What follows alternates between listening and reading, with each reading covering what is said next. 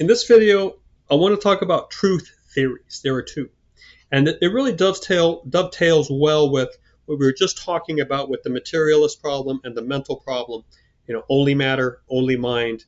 Yet us living in a world where the matter and mind together seem to make so much sense.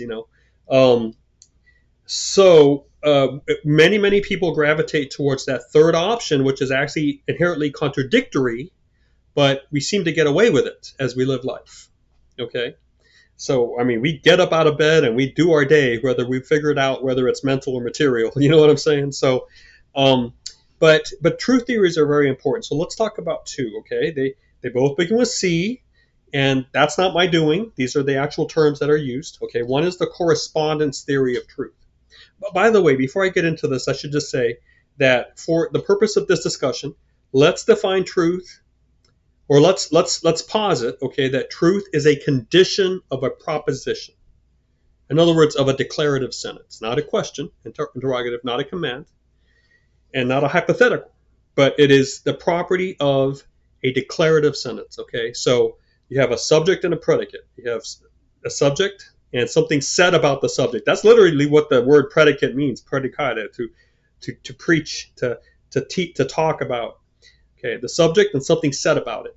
This sweater is gray. Notice that if I had just said the sweater, and then I went to you, true or false, you wouldn't know what to say because you don't have a proposition. You just have a noun or just one word that doesn't have a predicate. So when I say the sweater is gray, then you know that could be true or false. As a statement, that can be true or false. The clock, right up there, is round. True or false? Yes. It has a black frame.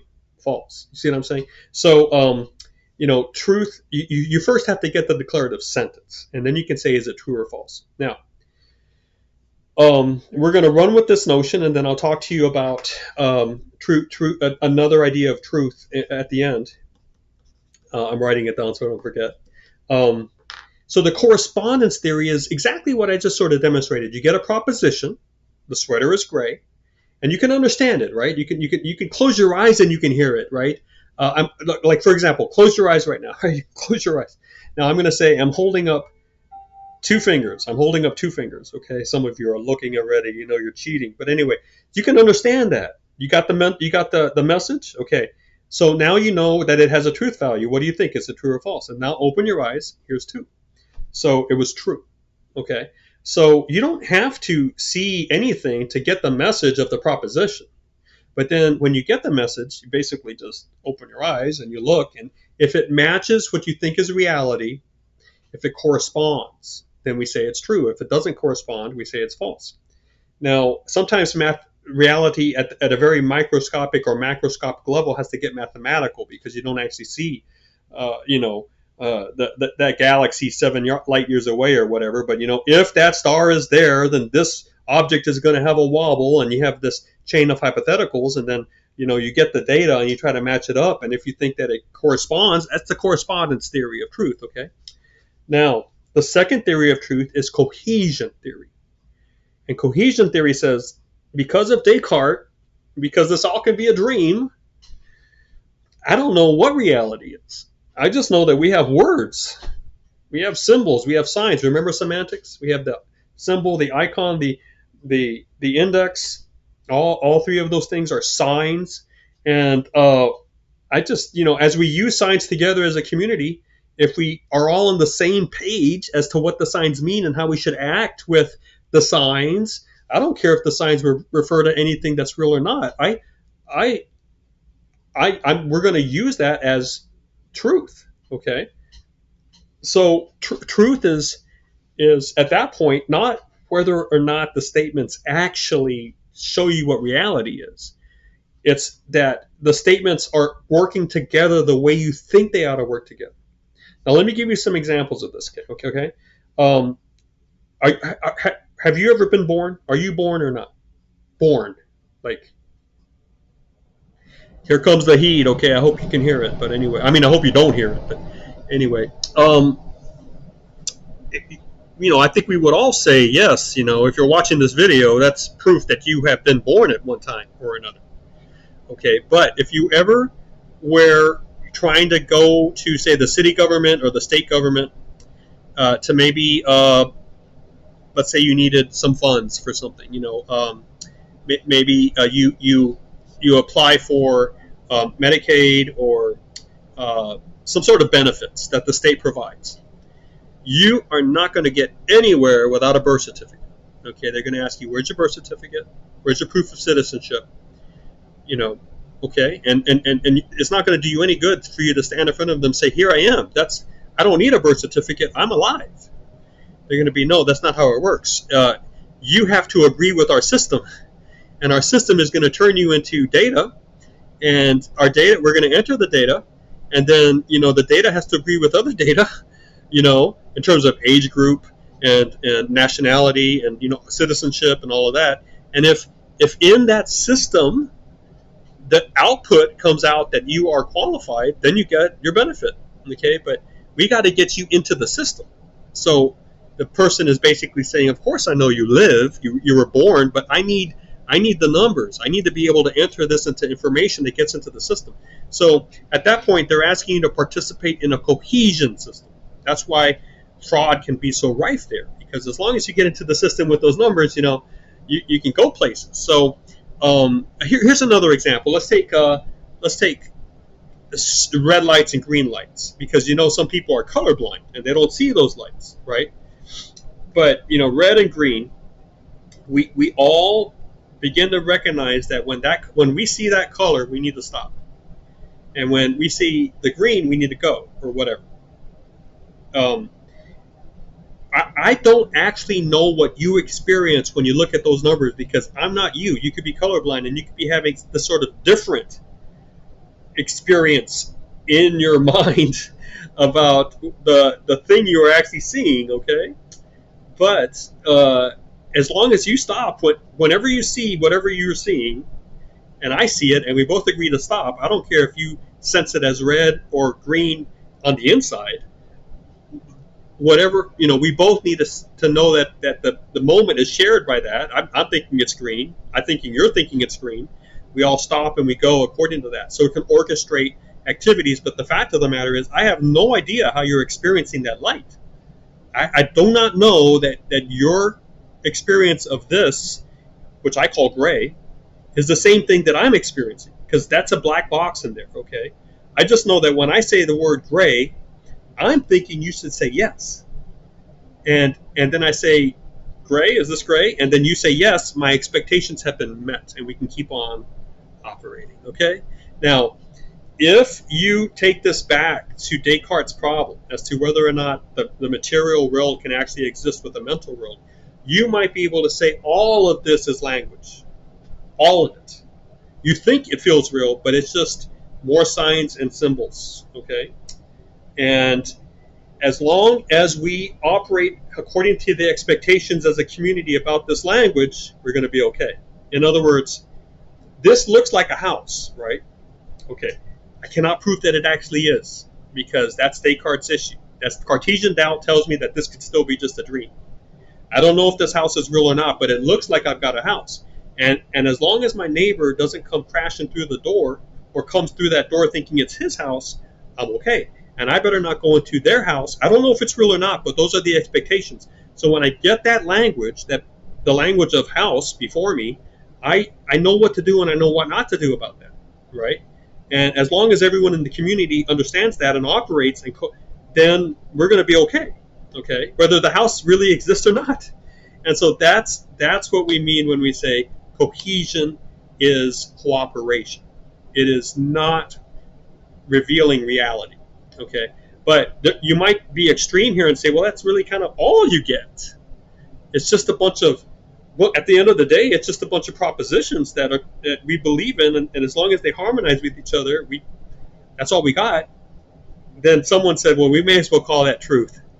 Okay, so that's what we mean by true, is that our expectations are being met by the community as they operate within this realm of signage. Okay, what's another, like languages like this? Okay, language is like this. I mean, I'm expecting you to understand these words, right? Um, and in fact, it looks like you do, because when I tell you to, text me on week 4 or whatever, or give me a phone call, or send in a report at the end of weeks 1, 2, 3, and 4, work weeks 1, 2, 3, and 4, I actually get the reports. So, I'm assuming you understand, because the expectation I have is validated, or shows up. So, as long as these expectations keep on rolling, I don't have an issue with what's actually happening here. I'm thinking it's effective. Okay, so that's your cohesion theory, all right, of truth. And the one thing that it does is it allows, I know this is getting kind of technical, but it allows philosophy to continue studying the problem by focusing now on the philosophy of logic and the philosophy of language. Okay, those which became very powerful philosophical disciplines in the 20th and 21st century, and also the end of the 19th century, I would say. So, scholastic movement and investigation could continue forward, because no one really knows how to get out of Descartes' problem. Okay, and this eventually led to the American school of philosophy called pragmatism, which we'll talk about a bit later. But this is your cohesion theory of truth. It's like we don't really know what's actually there, but as long as the signage that we use to interact with each other works, we're going to be okay. Now, this shows up in religion as well. I mean, people will say, look, we don't know whether there's a God or not, but if you want to believe in him, go for it. And that might help you with your anxiety. You see?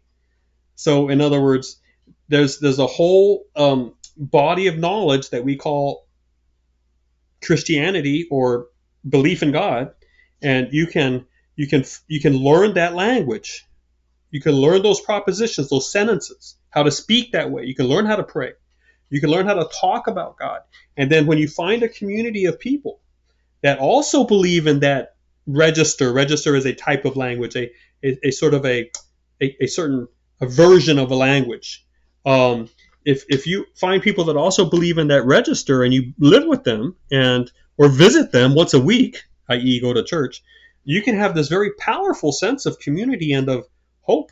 And then you pray, and if those prayers are answered, you can praise God, and you can be very, but in fact, that prayer, that answer that you might think is probably just, now that's not me, but this is how the people, a secular view would say, that is looking at religion as a cohesion theory of truth. They would say, like, that was just chance, buddy. I mean, like, for every time you pray that someone is saved from cancer, there's like 100 that die of cancer. So, what's up with that? That's the criticism. So it's like, it really was just chance to begin with. But if you want to interpret it as, God's answering your prayer, and if you can actually believe it, boom, your anxiety is gone, or you got this hope. If you can believe in the afterlife, for example. So at that point, you do have a lot of ministries and Christian communities that are like, I don't really know if this Bible is true or not, but I know it's very effective to help people with their problems, right?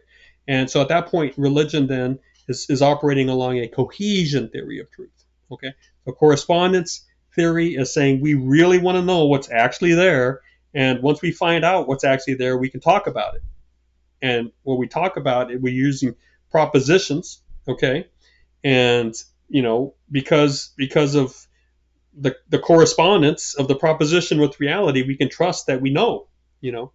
And others are saying, no, you're never going to be able to know that. It's just as long as you find people that understand the language you're using and can provide the outcomes that you're expecting when you say X, Y, or Z, you can begin to believe that you have some sort of truth that you're in. And as long as it helps you with the human experience, we're going to be okay with that. You can believe what you want to believe.